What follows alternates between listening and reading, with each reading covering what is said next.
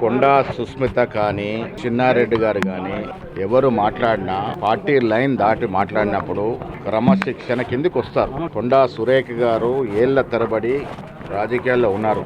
వారంటే మా అందరూ కూడా గౌరవం.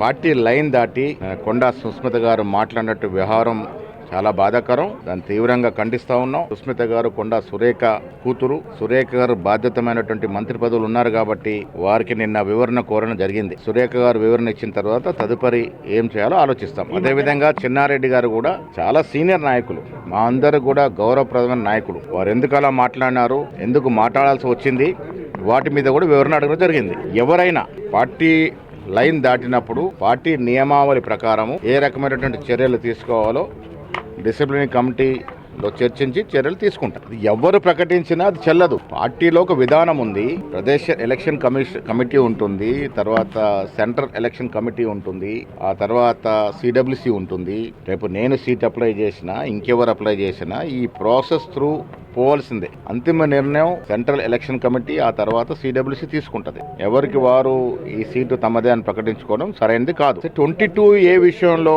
అనవసరం రాద్ధాంతం చేస్తా ఉన్నారు. కింది లెవెల్లో జరిగినటువంటి తప్పిదాన్ని మా దృష్టికి రాగానే మేము ఆ రోజు జుక్కల్ వెళ్తున్నటువంటి సమయంలో పొంగులేటి గారు, నేను, ముఖ్యమంత్రి గారు చాపర్లో వెళ్తున్న సమయంలో ఇది చర్చకు వచ్చింది. సీఎం గారు అక్కడే పొంగులేటి గారు చెప్పడం జరిగింది. మొత్తం సమీలంగా దీన్ని పరిశీలించి ఎక్కడ లోపం జరిగింది దీన్ని తెలుసుకొని తగు చర్యలు తీసుకోవాల్సిందిగా సీఎం గారు చెప్పడం జరిగింది. ఇది ప్రజాప్రభుత్వం. గతంలో మాదిరిగా విడిగా భూదందా గాని బీదవాళ్ళ భూములు అన్యాక్రాంతం గాని అవ్వటానికి అవకాశం లేదు. చిన్న తప్పిదం జరిగింది, సాక్షాత్ రెవెన్యూ మంత్రి గారే ఇది లోపం జరిగింది ఒప్పుకోవడం, ఇవన్నీ చూసాం.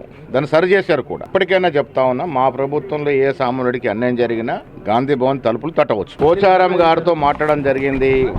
వారు కూడా తన ఆవేదనని వివరణ ఇవ్వడం జరిగింది.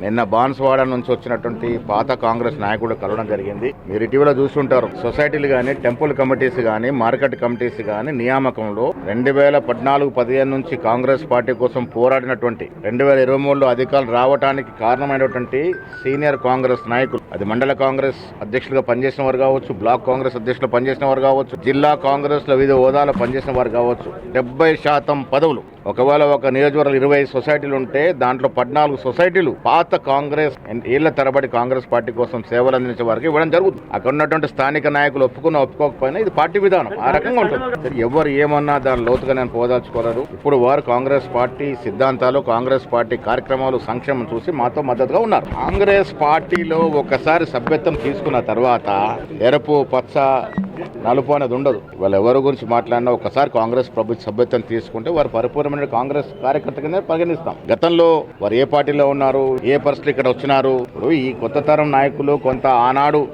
టీఆర్ఎస్ నుంచి, గతంలో టీడీపీలో ఉన్న వ్యక్తులు, కొంతమంది బీజేపీలో ఉన్న వ్యక్తులు కాంగ్రెస్ పార్టీకి 2023లో చేయడం వల్ల బలం చేకూరింది. కాంగ్రెస్ పార్టీ అధికారంలోకి వచ్చిందంటే ఆనాడు ప్రతి కాంగ్రెస్ కార్యకర్త చెమటోడ్చి పనిచేశారు. వాళ్ళు ఒక 60-70% అది రావడానికి దోహదపడితే ఒక 20-30% కొత్త వాళ్ళతో కూడా లాభం చేకూర్చింది. సో అందుకే పాత కొత్త కలయిక, పాత వరకే ఎక్కువ ప్రాధాన్యత ఉంటుంది.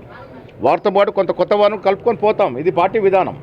ఏ బీసీని అడగదొక్కుతున్నారు. కాంగ్రెస్ పార్టీలో బీసీలకి, ఎస్సీలకి ఇచ్చినటువంటి మైనార్టీలకు ఇచ్చిన ప్రాముఖ్యత ఏ ఇతర పార్టీలో వస్తుందా? ఇప్పుడు టీఆర్ఎస్ పార్టీలో అధ్యక్షుడు ఎవరు, ముఖ్యమంత్రి ఎవరు? ఇవాళ మా కాంగ్రెస్ పార్టీలో ముఖ్యమంత్రి ఒక అగ్రవర్ణానికి చెందినవాడైతే బీసీ వర్గానికి చెందిన నేను పీసీ అధ్యక్షుడిని, దళిత వర్గానికి చెందిన బట్టి గారు డిప్యూటీ సీఎం, మరొక దళిత నాయకుడు ఇవాళ స్పీకరు. సో ఎవరు ఏ వర్గానికి సముచితంగా న్యాయం చేస్తూ ఉన్నారు? కాంగ్రెస్ పార్టీ తప్ప ఈ దేశంలో ఏ ఇతర పార్టీ సామాజిక న్యాయానికి కట్టుబడి లేదు. ఆ సామాజిక న్యాయం చేసే దమ్ము, ధైర్యం కాంగ్రెస్ పార్టీకి మాత్రం ఉంది.